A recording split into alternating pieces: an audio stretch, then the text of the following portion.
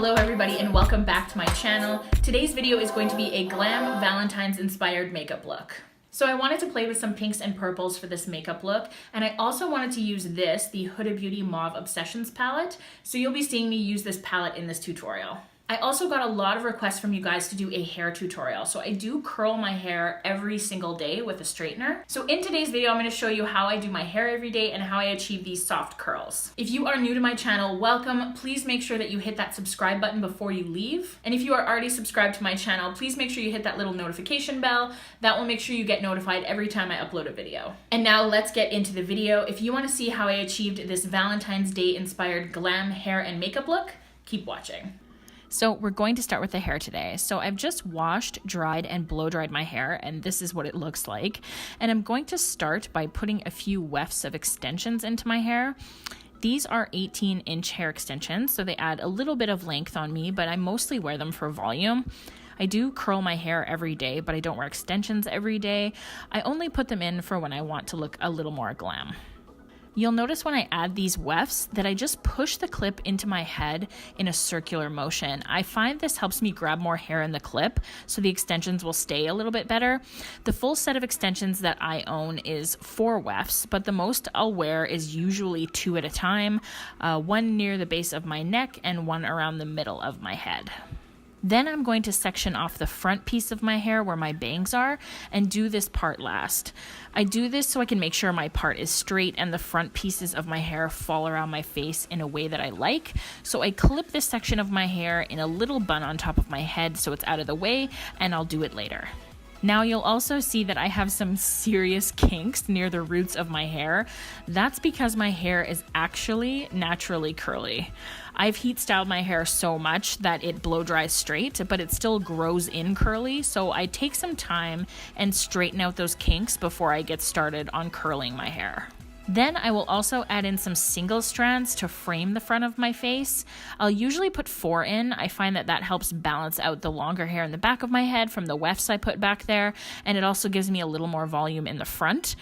And you can see me doing that circular motion again here with the clip so that more hair gets caught up in the clip and the extensions stay a little bit better.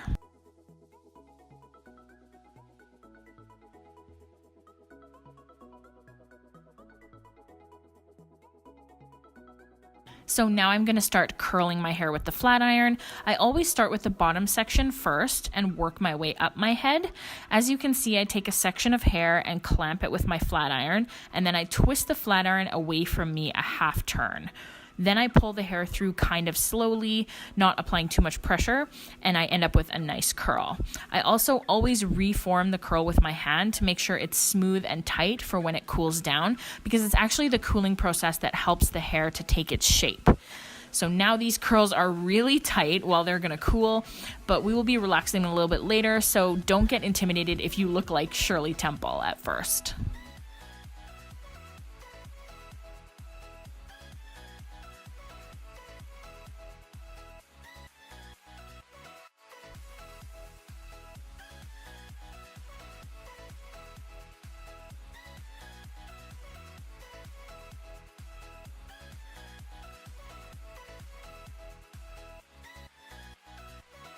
Now, once I'm done with the under part of my hair and I start moving upward, as I section off pieces of hair, I will back comb them with a brush.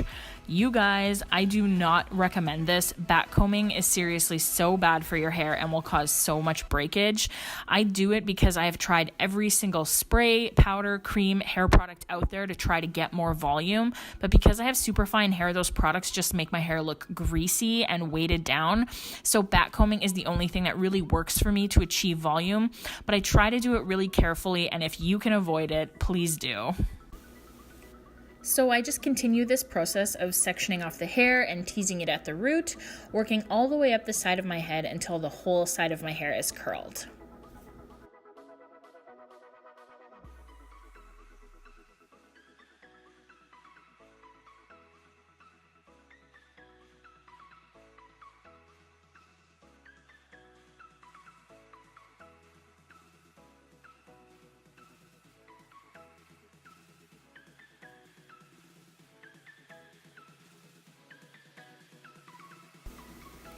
Then, as the curls are cooling down, I will take my trusty Redken 23 hairspray and give them a spray. I absolutely love this hairspray so much. It's been my complete ride or die for the last 9 years. It gives an amazing hold without giving the hair a crunchy feel. The hair is still soft and you're still able to run your fingers through it with no issues, and that's why I love this hairspray. I'm not going to brush out the curls just yet though. I'm going to let them set a little bit further while we move to the other side of the head.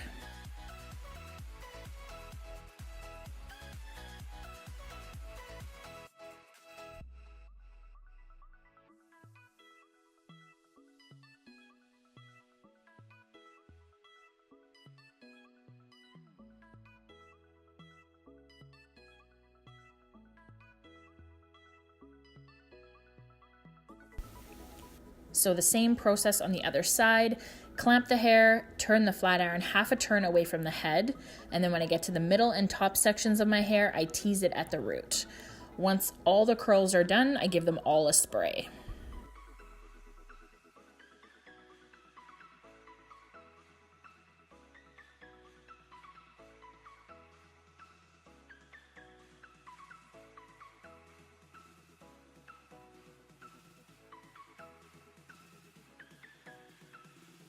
So continuing to let the hair set, I'm going to move on to the front section of my hair now. I use a comb to do my part just to make sure that it's straight and in line with the natural part of my hair towards the back. And then I curl these sections using the same technique. I really want to make sure that the hair is laying the way I want, and then I'll spray it with hairspray as well.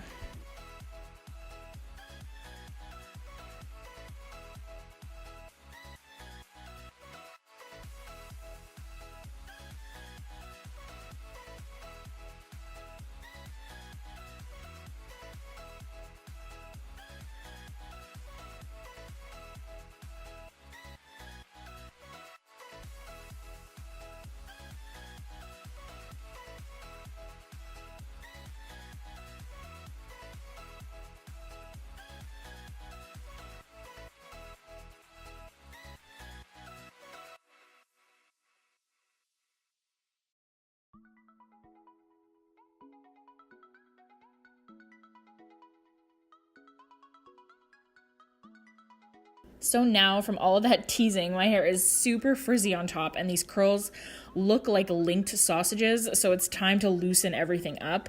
To do this, I simply run my fingers through my hair. This separates out the curls and lets them fall a little bit more piecey, and it also relaxes the curl a little bit so we get a little bit more of a wave rather than that tight curl.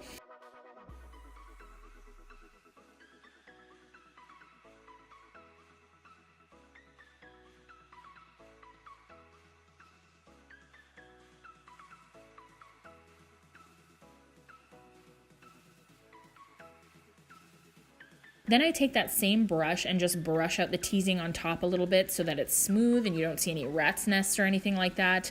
And then I hairspray down any flyaways.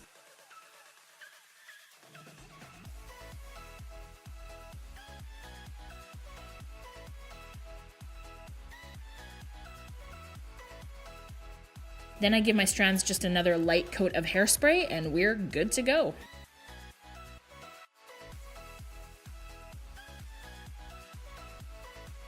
So now moving on to the makeup look, I already did my base off of camera, going in as always with my Smashbox 24-hour Photo Finish Eye Primer, and then going into the Huda Beauty Mauve Obsessions palette. First, I'm going in with the matte cream shade in the palette all over my lids to cancel out any redness and provide a base to lay down the shadows. Then going in with a fluffy brush and MAC Kid, I'm just going to dust this in my crease as a transition shade before moving to Makeup Geek Mango Tango over top as the first color in my crease.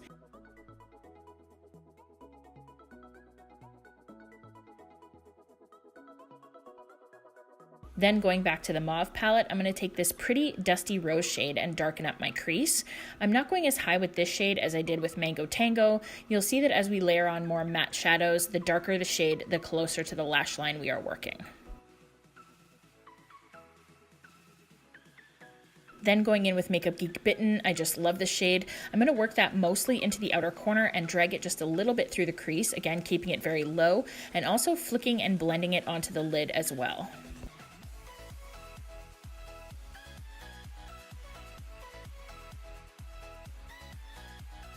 Then taking this deep burgundy color from the Mauve palette on a smaller fluffy brush, I'm going to first pat that onto the outer corner and slowly blend it in, also taking it around to the lower lash line a little.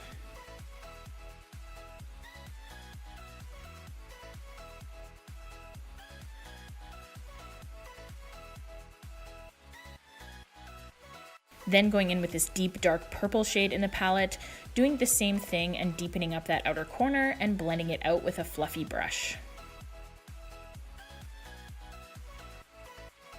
And finally going in with a black shadow, this is Anastasia Beverly Hills Noir, and blending this at the lash line and in the outer corner as a final step.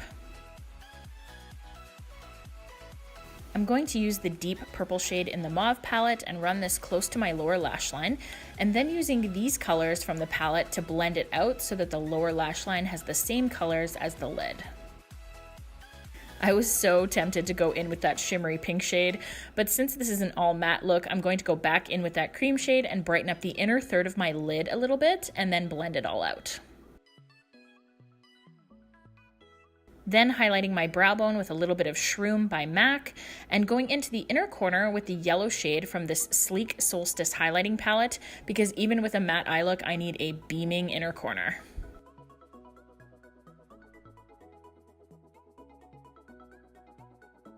I'm going to line my eyes with my e.l.f. Intense Ink Liner pen, and I threw on some mascara to get ready to put on some lashes. These are the Velour lashes in the style Whispie Me Away, and I love them so much. They are so dramatic and fluffy and flirty, perfect for Valentine's Day.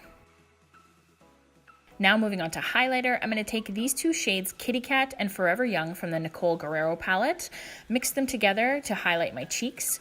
I'm also going to hit the Cupid's bow and then the tip and bridge of my nose and a little bit on my chin. Which nude lipstick should we use?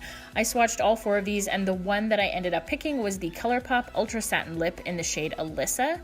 I just lined my lips with a bit of MAC Subculture lip pencil and applied the satin lip on top.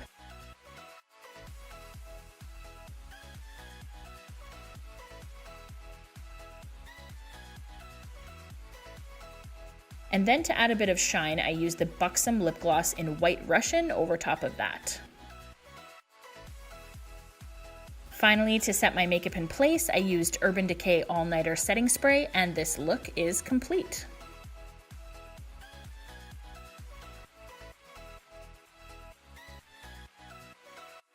And that is it, you guys, for this Valentine's Day inspired hair and makeup look. Please leave me a comment down below letting me know if you like this look and what your plans are for Valentine's Day. Whether you're going out with your significant other or you're flying solo this Valentine's Day, I hope you have a fabulous day full of love. And as always, guys, if you liked this video, please subscribe to my channel and leave me a comment down below letting me know the kind of videos you want to see me do in the future. And if you didn't like this video, keep that shit to yourself. Thank you guys so much for watching. Have a great Valentine's Day, and I will see you in my next video. Bye.